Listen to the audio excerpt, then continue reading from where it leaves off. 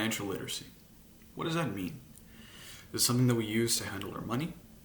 Is it something that we use to play the stock market? Is it something that we use to make sure that we're able to buy a new computer next month? Or a new house? Or a second house? Or is it something that our parents talk about when it's time to pay the mortgage? Well, it's all of these things. My name is Darshan Saraff, and I'm a fourth-year student at the University of Waterloo studying accounting and financial management. And today I'm here to talk about financial literacy. So what is financial literacy? Cambridge University defines financial literacy as the ability to understand the basic principles of business and finance. But let's dive a little deeper. Financial literacy is a bit more personal than just business and finance. It's the understanding of the fundamentals and the application of concepts like earning, spending, investing, budgeting, borrowing, and protecting your money. As I mentioned, financial literacy can be divided into various subcategories. For today's presentation, I'll be going through these subcategories using the 4 pillars of accounting and finance: income, expenses, assets, and liabilities. Income is the money, property, or other mediums of value that is received in exchange for work, or through one's investments. The most common source of income for many people is a salary. In many of your households, your parents may be working and earning income through paychecks. In some cases, you may be working and earning some money through a part-time job, or maybe you just receive pocket money from parents and grandparents. In all these examples, that cash or money received is income. Now, how do you manage your income, especially if you're not the one that's giving it to yourself? Well, by working hard. Whether you're working in a corporate office downtown, or a part-time minimum job, or even an internship, finding a position that you find interesting and working hard to fulfill all the responsibilities will help you get recognized. And in most cases, that recognition comes through income. Wherever you're working now or may work in the future, remember that you are not paid for your effort in the position, but rather the value you present to your employers and fellow employees. So now that we agree that earning money is important, let's look at how we manage it. Expenses is simply money that is leaving your account for a specific reason. Mortgage bills, insurance bills, phone bills are all examples that you may have heard from your parents. In your case, it might be those new pairs of Jordans, or a cool haircut, or Uber Eats. Either way, it's all leaving your account. But there's a key difference between all the expenses I just listed out, and it's fundamental when understanding how to handle your money. There are 2 types of expenses: discretionary and non-discretionary, or optional and fixed expenses. How do you know which one's which? It's easy. Just think about all the expenses you cannot live without. And no, Netflix does not count. These are all fixed expenses.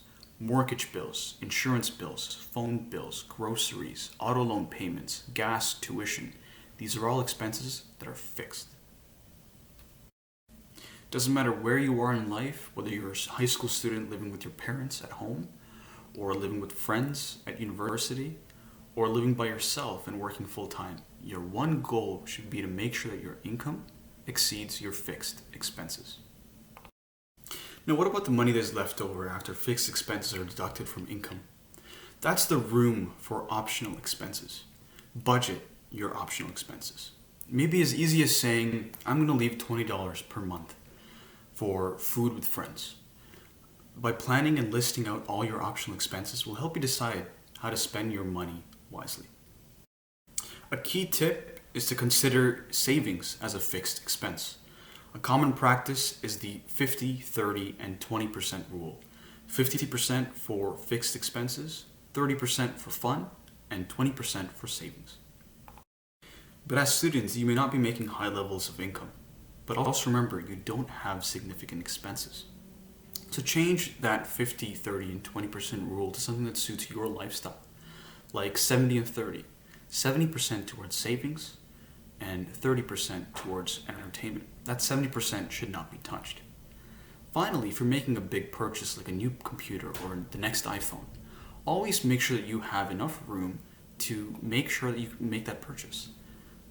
If you make a big purchase for fun and you're waiting for your paycheck to cover the hole that your purchase has made, you'll always work with one eye in the back, and that's not a good budgeting mindset and can lead to high stress. Assets. Assets are easy to understand. They are just things of value that you own. It can be your savings account, your piggy bank, house, car, your phone, your little brother. No, I'm kidding.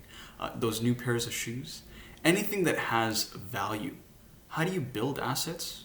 It comes back to our savings idea. Put your savings in a shoebox, in a piggy bank, or give it to your parents for safekeeping. Or if you're able to have a student account at a bank, place your savings there. As the value of money grows over time, your assets will be worth more. You will reach a point where you're able to spend that money on more assets.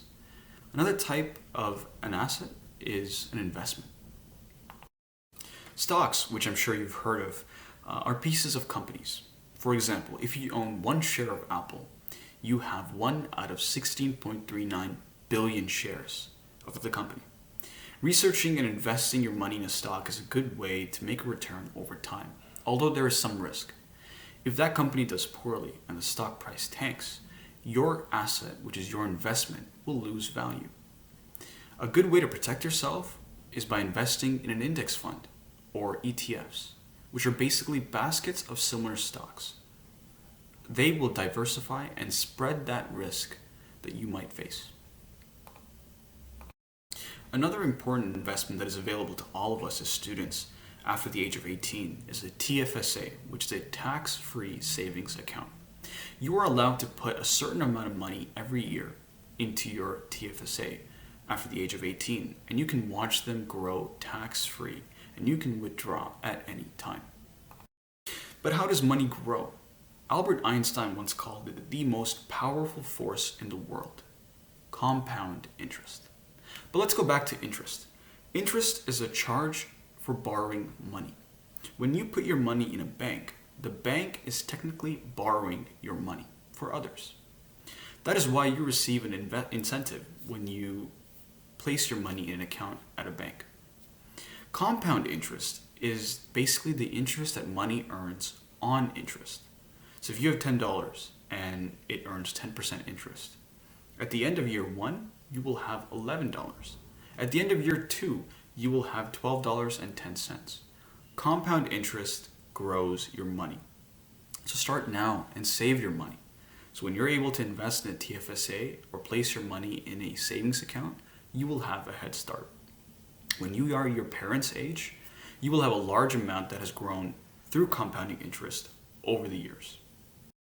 For instance, if you start saving $1,000 per year at 5% interest from the age of 50, you will have about $33,000 when you retire at 70.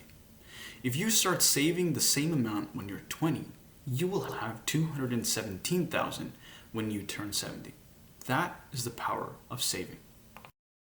What are liabilities? Well, liabilities are anything that we owe to someone else. That can be long-term, like mortgage payments or loan payments, or short-term, like credit card bills and payments. Whenever you take on an obligation, just make sure you are able to meet it. For example, if you use your credit card to purchase items, just make sure you have the sufficient funds to pay off that credit card and that balance in a timely manner. Failure to meet your obligations will hurt your credit score. Credit score is a calculation that is used to represent the worthiness of a person to take on more credit. If you have a good credit score, which starts from the moment you take on credit as a young adult, you will have the ability to get more favorable terms when you're taking out loans from banks and other creditors, when you grow up and when you need them. Now that you have a basic understanding of how to manage your money, you may be wondering what tools are available out there to help you along the way. We covered a few of the tools in this presentation, but here are some that can help you. Schedules or tables that indicate how much you're making each month can be easily created and can help you decide how to spend your money and what you have left over. You should have accounts with financial institutions or your parents. Many banks offer favorable terms with low or no charges for students. So as soon as you're able to find a part-time job, start saving and using your credit card wisely to build strong credit. Finally, research and plan for your assets. TFSA is a great start, but what else after that? As discussed earlier, stocks or other financial securities like index funds are a great idea. Maybe a car or other items of value that will appreciate over time. Plan and save and build those assets in a 5-year, 10-year, maybe even a 15-year period, and track your progress along the way. But most importantly, keep asking questions. Many of you have adults at home that are going through this process and have gone through this process of earning, handling, growing, and spending money. Whether it's older siblings, parents, uncles and aunts, or grandparents, keep asking questions and seek advice on how you can continue to build your financial literacy. Thank you so much for listening. I'm grateful for this opportunity and I wish I could be there with you live, but I am working at this time. However, any questions that you may have, please type it in the chat below or contact the program organizers and they will pass on those questions to me. I will answer them and get back to you as soon as possible. Thank you.